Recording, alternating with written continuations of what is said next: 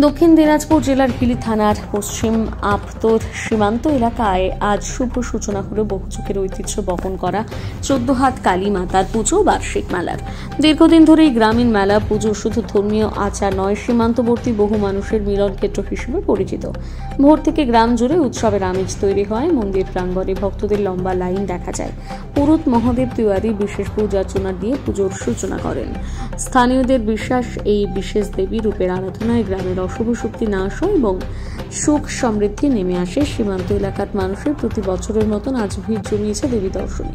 পুজোকে কেন্দ্র করে বসছে মিলন মেলা, দোকানপাট, খেলাধুলো, গ্রামীণ হস্তশিল্পের সামগ্রী, ঝালমুড়ি থেকে শুরু করে বিভিন্ন ধরনের খাবারের দোকানে মানুষের উপচে পড়া ভিড়। শিশুদের নাগরদোলা, ব্রেক ড্যান্স, ট্রেন রাইডে জমজমাট পরিবেশ। আমাদের এই মেলা কবে থেকে এবং কিভাবে শুরু হয়েছিল? আমাদের এই মেলা 1981 সালে প্রথম এই মেলা চালু হয় এবং এই মেলার মেন উদ্দেশ্য ছিল আমাদের কিছু এখানকার স্থানীয় বাসিন্দারা রাসমেলায় গিয়েছিল। রাসমেলায় বড় বড় যখন মূর্তি দেখে তাদেরও ওর মধ্যে একটা ইচ্ছে জাগে যে এখানে পুজো হবে বৃহৎ মূর্তি দিয়ে। এবং এই জায়গাটা 1971 সালে স্বাধীনতার সময় বেসিক্যালি আমাদের এই পশ্চিমবঙ্গ জায়গাটাকে একটা সৈনিকদের ঘাঁটির মতো একটা জায়গা ছিল। এখান থেকে যত লাশ সমস্ত কিছু নিয়ে গিয়ে আমাদের আরএন হাই স্কুলের মাঠে পোড়ানো হতো। সেই সময় এই জায়গাটা একদম জনশূন্য জায়গা ছিল, খুব ভয়াবহ জায়গা ছিল। সেই ভয় থেকে রক্ষা করতে তারা একটা উদ্যোগ নিয়েছিল যেখানে পুজো হবে। এই আজ 45 বছর ধরে সেই পুজো ওখানে হয়ে আসছে। এই পুজোর নাম কি? হিলি 14 হাত কালী মাতার পুজো। কতদিন ধরে চলে এই মেলা এবং পুজো? আজ থেকে 45 বছর ধরে, আজকে দিয়ে 45 বছর শুরু হলো। 45 বছর ধরে হচ্ছে। এমনি বাৎসরিক পুজো কতদিন চলে? বাৎসরিক পুজো আপনার পুজো একদিন, 7 দিন ব্যাপী মেলা চলবে।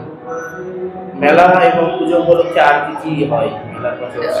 এখানে মেলার বেসিক্যালি হচ্ছে আপনাদের নাগরদোলা, এই সেই আমরা এখানে কোনো রকম মানে যাত্রা ফাত্রা এখানে চলে না, হয় না।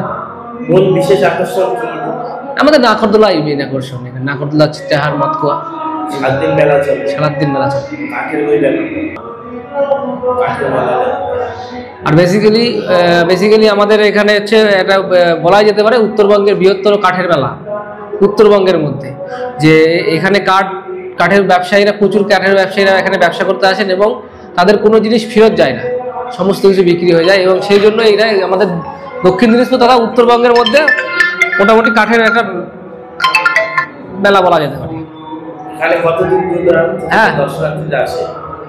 এইটু মানে বেসিক্যালি আপনার হিলি থেকে শুরু করে আপনার বালুরঘাট, গঙ্গারামপুর, বাইরে শিলিগুড়ি টিলিগুড়ি, প্রচুর বাইরে থেকেও লোক আসে, প্রচুর লোক আসে। আপনার নাম? অমিত বিশ্বাস।